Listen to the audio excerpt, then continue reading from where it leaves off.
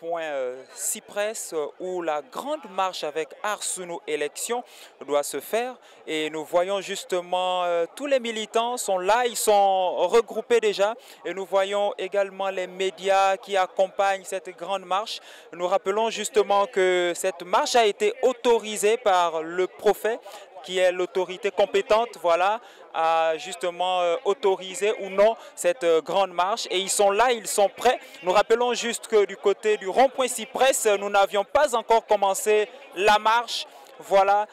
Et ils sont là, ils sont prêts, ils sont en train justement de faire quelques mises en place, mises en scène pour démarrer la marche.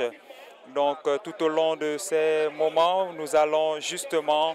être ensemble, voilà, prendre les impressions, prendre également les interventions des uns et des autres face à cette grande marche. Je pense que l'initiative est connue et répond à son nom. Ndax dañoo woote pour lu ñuy fexe ba aar suñu élection dañoo am un calendrier électoral bu fi taxaw te réew mi ñëpp war a taxaw samb ko tey jii yàlla def na ñu am benn président boo xam ne jël na taxawaay boo xam ne bu rafet te ñu ngi koy saluer de passage le fait que mu ne moom dina fexe bu respecter lu conseil constitutionnel def foog naa loolu moom ak ku ñu mënti doon ak fu ñu mënti far nañ njëkk a rafetal loolu ne lii moom lu nice la léegi lu ñu def mooy gannaaw solution am na nañu jëfe solution bi mooy fexe ba mënatuñu certainement respecter suñu calendrier électoral pour le 25 février mais ñu xool ci diir bu gàtt avant date limite bu président bu mu fi nekk ñu mën a organiser élection mën a passer à autre chose. Initiative bi mooy comme ni nga ko gisee nii dafa am élection yu waroon ñëw Macky Sall ñëw taxaw bëgg ñu jaay doole ne élection du fa amee ñun nag tey dañuy ñëw xeex suñu droit pour élection am. waaw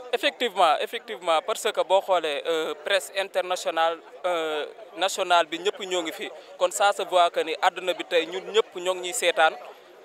tey Macky Sall tey boo xoolee tey leaderu àdduna bi ñëpp ñoo ngi koy may gët kon sûrement kon gëm nañ ne dina dellu ginnaaw. en fait date bi bëgg nañ tamit nu mu gën a gaawee rek bëgg nañ ko fii mois d'avril wala waaw fii mois d'avril ndax boo xoolee tamit dafa wax droit rek conseil constitutionnel droit la wax kon boobu ñun ñoo ngi ko ci sant di ko ci gërëm mais avant tout nag maa ngi bëgg di remercier suñu sëriñ Seydina Ousmane Sonko di ko wax que ni président Ousmane Sonko ñun ñii di sa ndaw yaa ngi am ay ndaw yu dëggu ay ndaw yu dogu ay ndaw yu pasteefu pare nag pour jàppale la si yëpp tey boo gisee tey ñuy taxaw di jaayante nii du dara ñun sa jëmm gi rek la ñuy topp Seydina Ousmane. Le 17 avril 2024 pour mën a au moins wane Sénégalais yi wala suñu nakari mais wane Sénégalais également que normalement élection war na mën a am également avant le 2 avril donc ci loolu la ñuy lancé Sénégalais ñëpp na ñëpp taxaw wan également Macky Sall vraiment que dafa war a respecter le calendrier électoral le calendrier électoral boobu noonu mooy le conseil constitutionnel mooy suñu charte réew mi dafa ñu ne Macky Sall dafa war a mën a organiser élection avant le 2 avril kon ñun si lañ koy xaar vraiment qu'il y ait une élection transparente libre et inclusive aussi que Sénégal ñëpp taxaw faire face également à cela parce que Macky Sall jeexal na dafa war a dem mu bàyyi Sénégal suñu Sénégal bu nga xam ne ñun ñëpp a ko bokk voilà vraiment pour que vraiment une élection inclusive au soir du scrutin présidentiel voilà. man damaa ñëw si manifestation aar sunu élection nag mooy tax sunu doom yi nekk si kaso bi yëpp génn parce que élection yi buñ ko tenir jours yi dina tax xale yi nekk si kaso bi te ñu téye leen de façon injustice yëpp ñu daal di génn. sama doom détenu politique la mu ngi Rebeuss depuis le 17 juin 2022 ba léegi mu ngi ci kaso bi ak tant d'autres ils sont au nombre de presque 1500 détenus mais quand même sunu yaakaar tasul parce que depuis bërkaati démb ñu ngi commencé di bàyyi xale yi par ndànk mais bàyyi bi nag jeexagul te sama doom tam bokkagu ci ak yeneen doom donc sama souhait le plus ardent mooy que xale yëpp nañ leen bàyyi ñoom ñëpp ñu génn ku ci nekk ñibbi seen kër man daal loolu laay ñaan yàlla te tamit bu élection yi jotee jour bi ñu ko bëgg a def bi jour bi ñu ko war a def ñu def ko ci ñëpp voté yi ñu fal président de la république bi nga xam ne ni moom la ñu am yaakaar te moo ñu doy. maa ngi nekk syndicaliste nekk coordinateur national forum pour la paix et le développement maa ngi fi ñëw aussi ci bokk ci kuréel bi ñu wax dëgg yàlla aar suñu élection bi nga xamante ne intégré nañ ko ginnaaw bi ñu waxtaanee ak le coordinateur Malick ak Elimane Kane ñun dañ fay ñëw rek comme tous les citoyens sénégalais pour naqarlu li nga xamante ne moom moo nekk wante aussi pour exiger au président de la République et aux services compétents à ce que ñoom ci boppam ñu exécuter la décision numéro 1C 2024 du Conseil constitutionnel bi nga xamante ne ci considérant 20 dafa dogal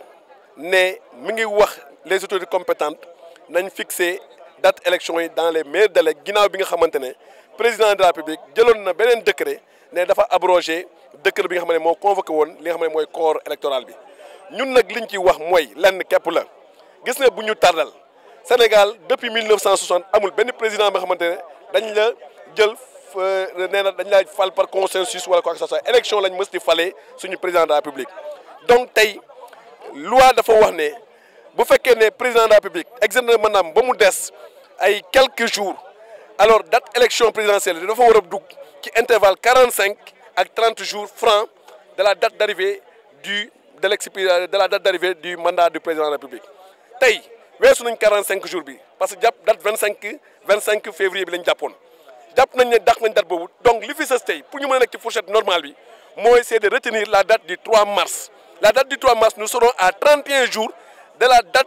date d'arrivée à l'expiration du mandat du président de la République, le 2 avril. C'est la raison pour laquelle nous demandons, en tout cas au président de la République, de prendre les dispositions idoines pour faire tenir